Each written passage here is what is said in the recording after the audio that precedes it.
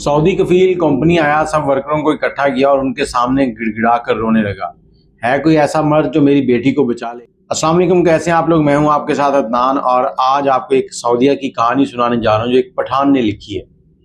पठान ने लिखी क्या, पठान के ऊपर बीती थी, उसने सुनाई है, जो आप तक पहुंचा रहा हूं। सुनने के बाद अपनी राय जरूर दीजिएगा।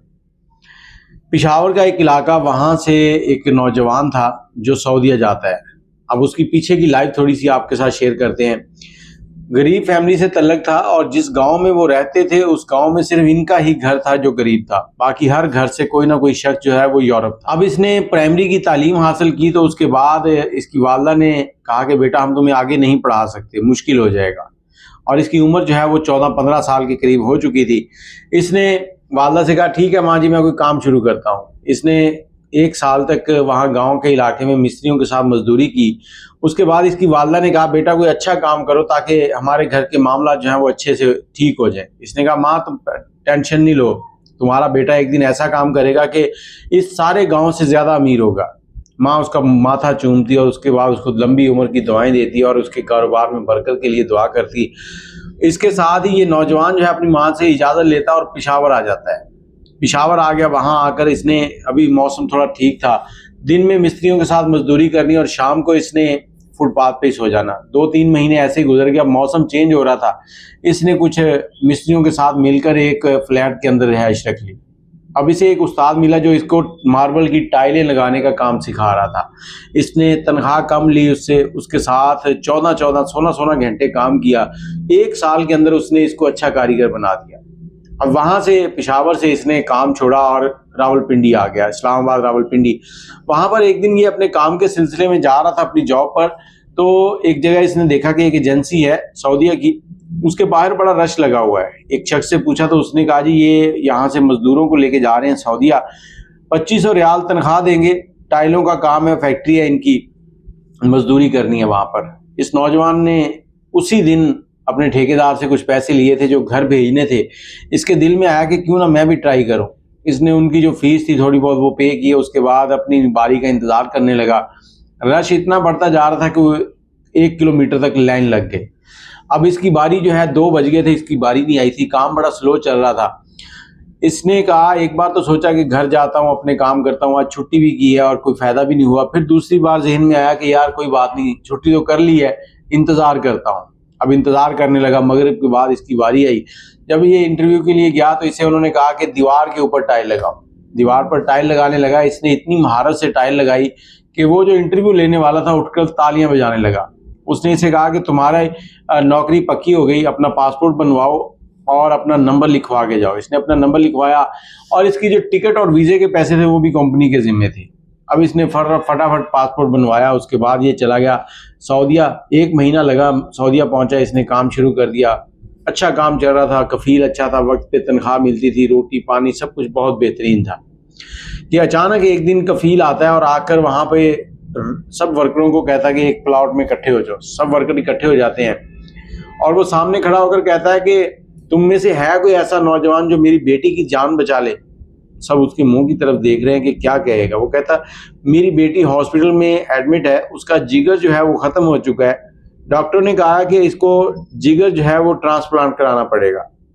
अगर तुम में से कोई जिगर दे सकता है तो हाथ उठाओ, मैं उसे मुंह मांगी रकम दूंगा। और हाँ, इस जिगर देने के सिलसिले के दौरान उसकी जान भी जा सकती है। अब सब के सब खामोशी से उसका चेहरा देख रहे हैं। उसने कहा कि तुम लोग सोच विचार कर सकते हो, अपने घर पे बात कर सकते हो। अगर तुम में से किसी को कुछ हो गया तो फिर जो तुम्हारी तनख्वाह है, जो पैसे तुमसे तय होंगे, वो तुम्हारे घर पहुंचा दिए जाएंगे। सब वर्कर अपने अपने काम पे लग गए। सब खामोश थे, बातें कर रहे थे कि कौन सीधा सीधा मौत को अपने गले लगाए। इसी दौरान ये लड़का जो पेशावर से आया था, इसने सोचा कि क्यों ना अपने माँ बाप के लिए कुछ किया जाए।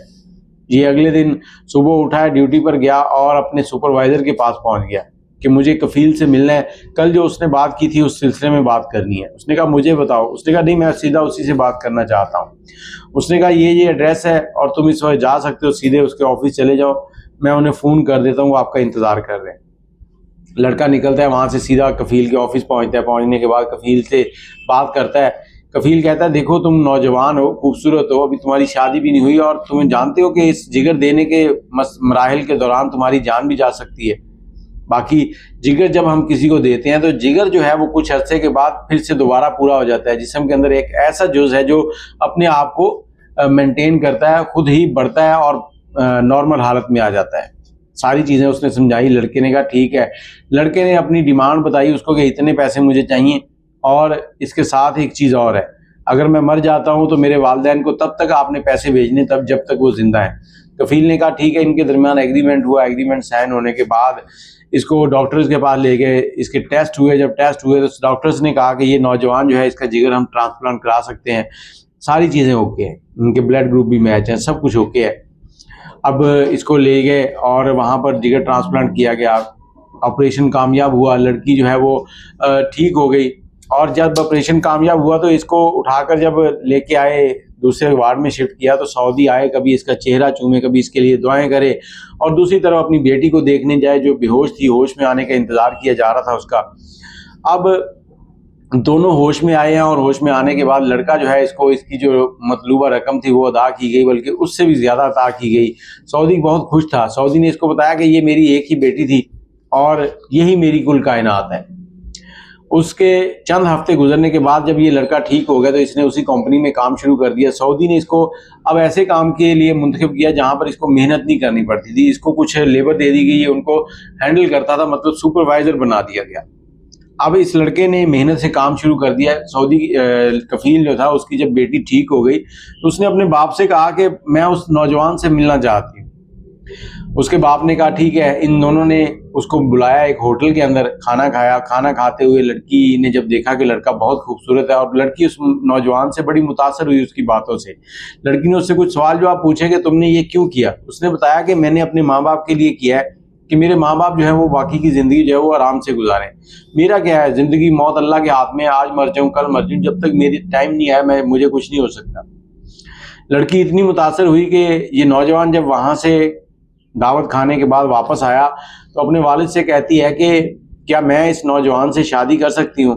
उसके बाप ने पहले तो मना कर दिया कि देखो उसने अपने पैसे लिए इस काम के।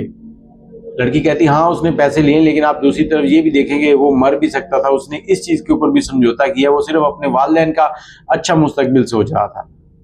अब सऊदी कफील ने कुछ दिन सोचा, उसके बाद उसने लड़की से कहा ठीक है। लड़के से पूछा, लड़के ने अपने माँ बाप से पूछा और इस लड़की और लड़के की शादी कर दी गई और ये फैक्ट्री जिसमें वो वर्कर था फिर उसी का मालिक बन गया।